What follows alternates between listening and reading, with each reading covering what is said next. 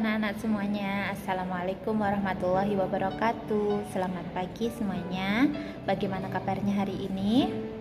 Nah, bab ketiga tentang berakhlak terhadap binatang dan tumbuhan. Di sini nanti kita akan belajar tentang bagaimana cara menyayangi tumbuhan dan binatang. Nah, anak-anak di rumah punya hewan peliharaan enggak? Seperti Mas Indra itu katanya punya burung dara ya. Nah, itu kalian itu pada punya peliharaan kayak gitu, dirawat dan disayang enggak? Dikasih makan atau enggak? Ya, biasanya biar mereka tetap hidup dan mereka itu juga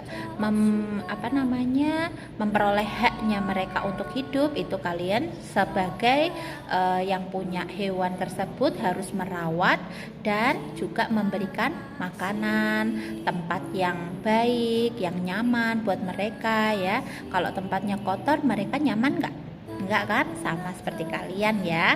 Jadi tempat itu juga harus bersih dan nyaman biar hewan-hewan peliharaannya itu nyaman juga saat tidur, saat beristirahat kayak gitu ya.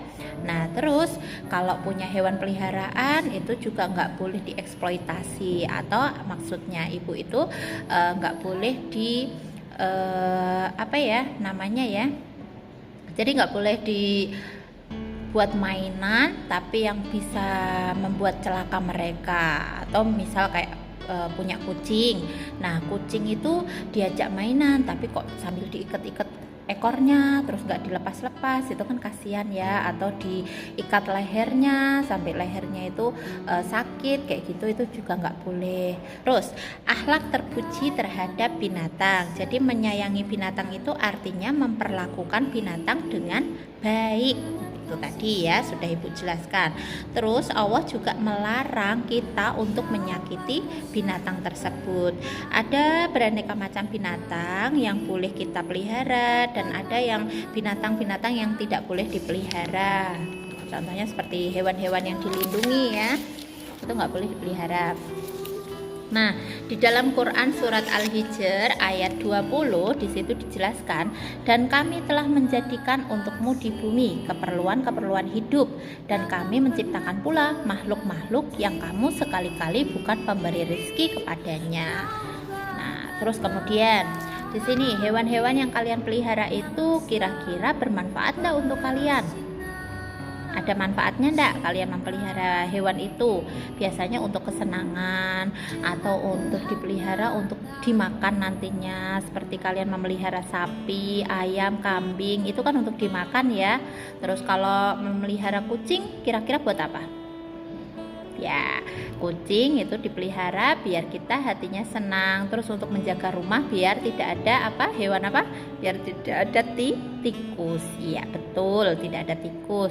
Terus hewan-hewan lain yang bisa kita manfaatkan itu bisa dimakan itu ya. Berarti kita ngambil dagingnya, ngambil susunya. Kayak sapi itu kita ambil daging sapi, kayak daging, terus kemudian telur ayam, susu sapi kayak gitu ya.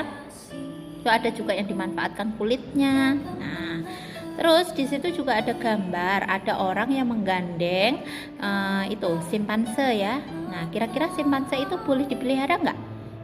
Kalau dipelihara secara pribadi itu tidak boleh ya. Jadi di situ adalah hewan yang dilindungi karena sudah hampir punah. Iya betul. Terus ada hewan-hewan liar yang tidak boleh pelihara karena nantinya bisa membahayakan kita, apalagi kita itu belum berpengalaman terhadap binatang liar tersebut ya. Jadinya kita nggak boleh memelihara binatang liar itu. Sebenarnya ada ya orang yang suka memelihara reptil-reptil gitu seperti ular gitu, ada yang memelihara ular piton. Nah, tapi kalau tahu caranya ya nggak apa-apa karena ular piton itu masih banyak atau belum punah ya. Tapi sedikit itu juga ya membahayakan ya. Nantinya kalau ular pitonnya tiba-tiba lapar terus kemudian akhirnya memakan hewan-hewan ternak, atau bisa juga memakan diri kita sendiri yang memeliharanya karena dia lapar ya. Jadi itu adalah hewan liar yang cukup bahaya ya. Nggak boleh dipelihara, atau mending nggak usah lah daripada kita memelihara tapi malah susah sendiri ya. Terus makannya juga dia banyak sekali itu makan ayamnya. Itu biasanya orang yang memelihara itu karena hobi ya. Lanjut. Nah, di situ dijelaskan ada hadis-hadis yang memperbolehkan kita memelihara hewan ya, dan disuruh untuk menyayanginya. Terus kira-kira hewan yang harus dibunuh itu di situ ada di halaman 24, ada cicak ya. Ada hadis yang menjelaskan tentang kita itu disuruh untuk membunuh cicak sekali pukul saja, nggak boleh menyiksanya. Misal dipotong-potong kakinya kayak gitu, terus dipotong ekornya dulu, terus kemudian dimutilasi kayak gitu, nggak usah kayak gitu ya. Harus langsung sekali pukul, pok gitu langsung mati. Nah gitu aja. Jadi jangan kalian siksa dulu ya. Kalau menyiksa itu juga kasihan ya. Langsung disuruh membunuh, langsung bunuh aja sekali pukul ya. Maka dituliskan baginya pahala 100 kebaikan apabila kalian itu membunuh cicak ya. Kayak kemarin itu Mas Indra itu juga lagi dapat cicak di kelas ya. Nah terus langsung sekali pukul langsung mati itu cicaknya, terus dibuang keluar. Itu nggak apa-apa, ibu nggak marahin itu, karena emang dianjurkan untuk membunuh cicak tersebut. Jadi kalian kalau ada cicak itu kalau takut ngebunuh ya udah nggak usah dibunuh, biarin gitu. Tapi kalau kalian membunuh itu pahalanya 100 kebaikan. Tuh dapat 100 kebaikan dari membunuh cicak. Kenapa kok dianjurkan membunuh cicak? Ada yang tahu? Kenapa ya? Nah, dulu itu katanya saat Nabi Muhammad itu sembunyi di Gua Hiro ya, itu cicak itu yang ngasih tahu ke orang-orang kafir kayak gitu. Pada bilang cek cek cek cek picek picek gitu. Nah, picek itu artinya buta gitu, nggak lihat tuh loh Nabi Muhammad di dalam tuh, kalian nggak pada lihat. Nah itu dikasih tahu sama cicaknya. Makanya Nabi Muhammad itu menganjurkan untuk membunuh cicak tersebut karena ngasih tahu sama orang-orang kafir. Tuh aku lagi sembunyi di sini kok malah dikasih tahu. Nah itu jadi Nabi Muhammad itu nggak suka sama cicak. Nah terus ada hewan yang nggak boleh dibunuh, itu malah laba-laba, karena laba-laba itu menolong Nabi Muhammad ya. Pintu dari goanya itu tadi dikasih sarang laba-laba. Maaf. Jadi pintu goanya itu dikasih sarang laba-laba, itu jadi kayak nggak ada orang yang masuk gitu ya, padahal Nabi Muhammad itu ada di dalam. Nah makanya laba-laba itu nggak boleh dibunuh ya. Jadi yang boleh dibunuh adalah cicak. Itu tadi cerita tentang cicak yang boleh dibunuh. Terus hewan-hewan lainnya ya, ada lagi hewan-hewan lainnya yang banyak sekali dan tidak bisa ibu jelaskan satu persatu. Kalau kalian penasaran sama hewan apa itu silahkan kalian cari juga, boleh bertanya di Google atau bertanya langsung sama Bu Septi besok ketika Bu Septi masuk kelas lagi, atau mau WA ibu juga boleh langsung ya. Terus sekarang kita lanjutkan lagi di halaman 25, ada akhlak terpuji terhadap tumbuhan. Nah sama juga seperti hewan, tumbuhan itu juga ditumbuhkan oleh Allah itu untuk memberikan manfaat kepada manusia ya.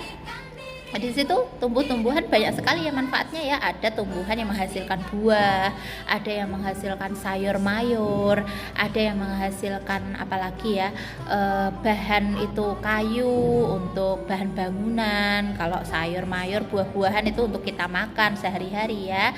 Terus ada bahan-bahan lagi untuk dibuat jadi minyak, dibuat jadi kayu bakar, dan masih banyak lagi.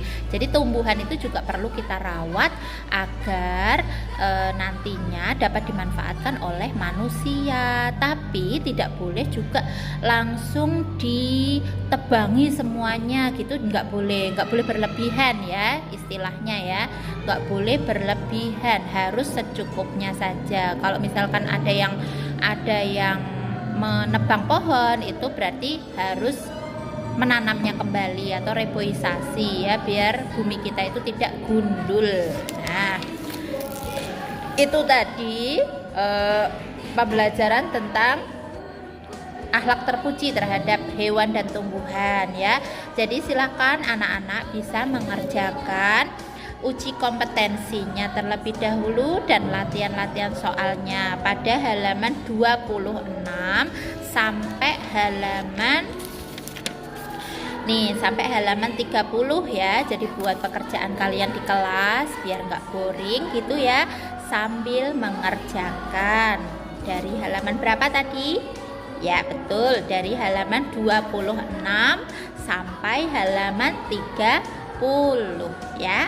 Selamat mengerjakan. Wassalamualaikum warahmatullahi wabarakatuh.